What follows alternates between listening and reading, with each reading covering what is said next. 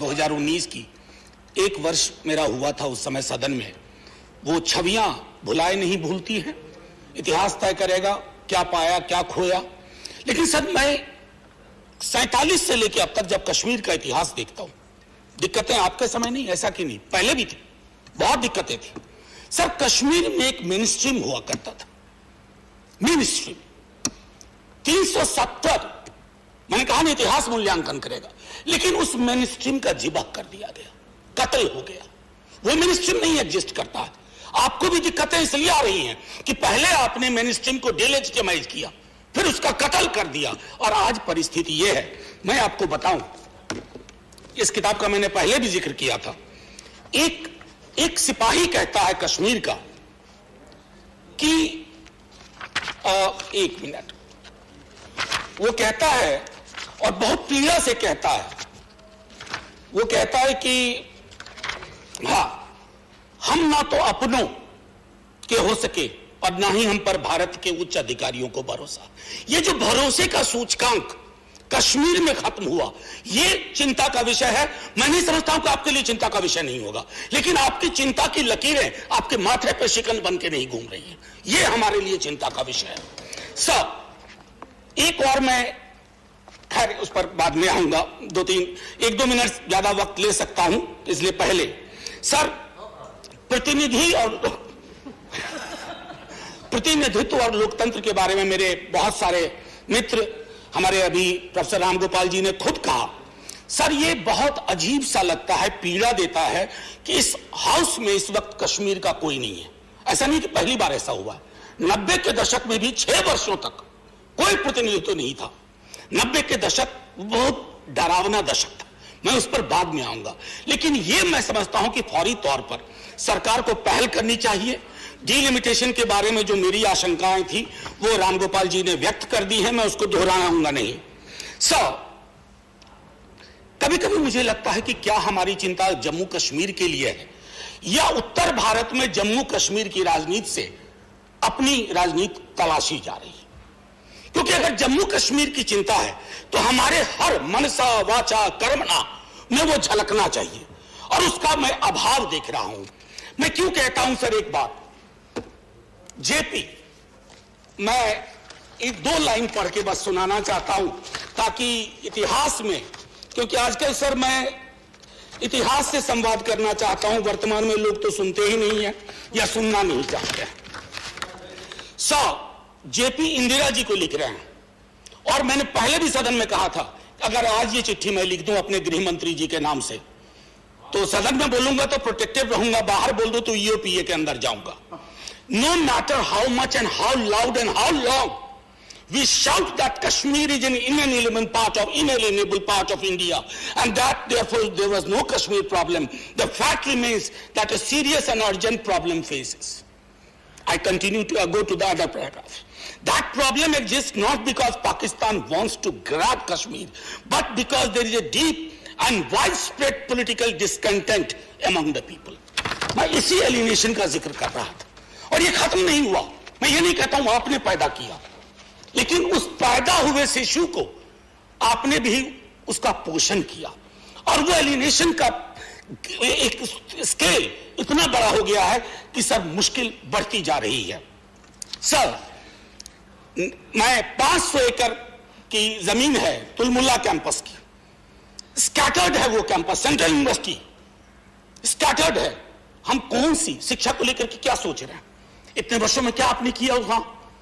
क्या उनको जरूरत नहीं है? मैं स्कूली शिक्षा की बात करूं, 370 और कोविड मिलाकर के 32 महीने वहां स्कूल बंद रहे सर। बाकी देश में 4G 5G की अब बात कर रहे हैं, digital mode of education collapse किया हुआ था।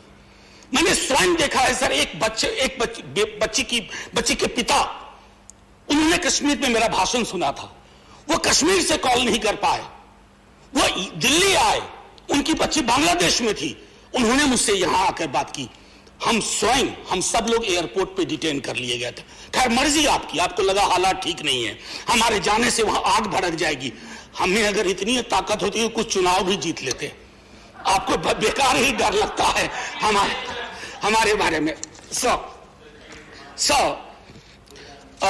मैं चिल्ड्रन ऑफ कॉन्फ्लिक्ट, ये हमारी चिंता में बजट में भी नहीं आया। उनके मनोविज्ञान पे मेरी अभी एक स्टूडेंट ने काम किया। और इससे पहले कि सर मैं चलते चलते कुछ और बात कहूं, सर इन दिनों एक फिल्म की बहुत चर्चा है। मेरा व्यक्तिगत तौर पे कोई विरोध नहीं है कि कोई भी एक्सपीरियंस, पेनफुल एक्सपीरियंस डॉक्यूमेंट।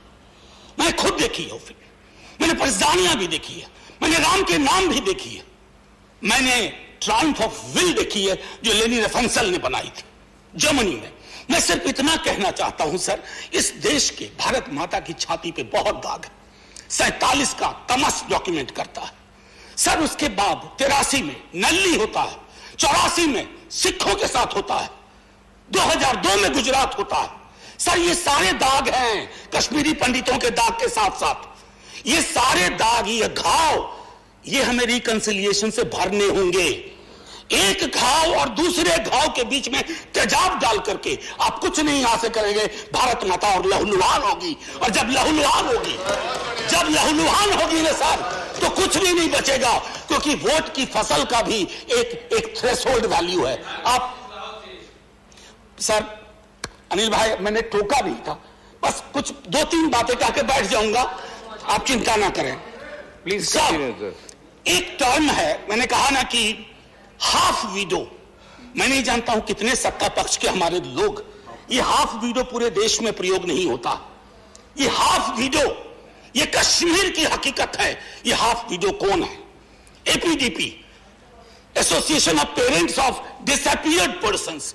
ये टर्म पूरे भारत में उपयोग नहीं होता है, कश्मीर में होता है। मैं इसलिए कह रहा हूं कि मेरी चिंता को, मेरी आलोचना को अपनी वैचारिक आलोचना मत समझिए। मैं कल सदन में नहीं रहूंगा, आप में से भी कई लोग नहीं रहेंगे, लेकिन कश्मीर होगा, कश्मीरियत होगी, इंसानियत होगी, क्योंकि अटल जी से ज्यादा कोई नहीं जानता था।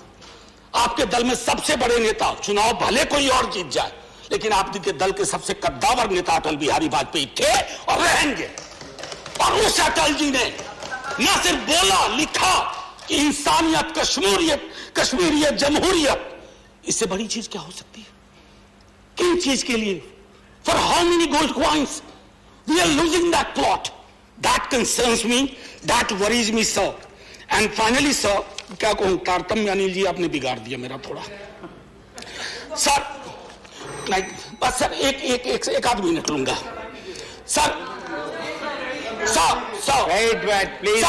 मैं कुछ चीजें शेयर करना चाहता हूं। सर हमारे कई सारे दोस्त, मेरे पढ़ाए स्टूडेंट सर, जम्मू में भी हैं, कश्मीर में भी हैं, कई शिक्षाविद हैं, वहां पढ़ा रहे हैं विश्वविद्यालयों में। सर आजादी बिल्कुल नहीं है सर, बोल नहीं सकते।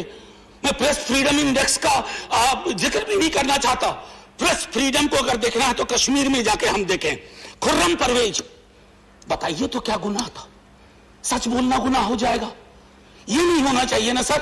अगर किसी ने कोई गलती की है तो बात करिए।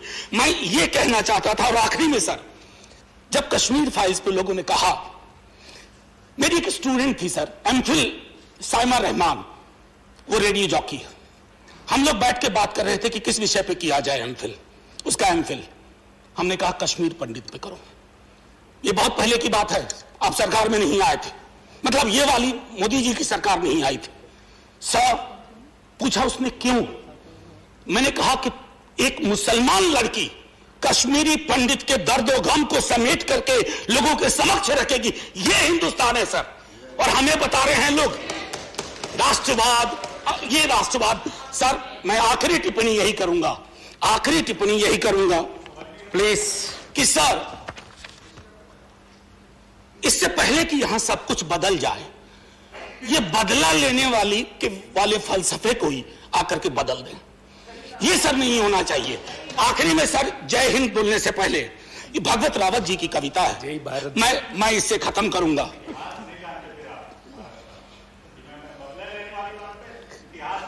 Neeraj ji, no, you please continue here. Address the chair and conclude it. Neeraj भाई ना हो तो सदन नीरस लगेगा।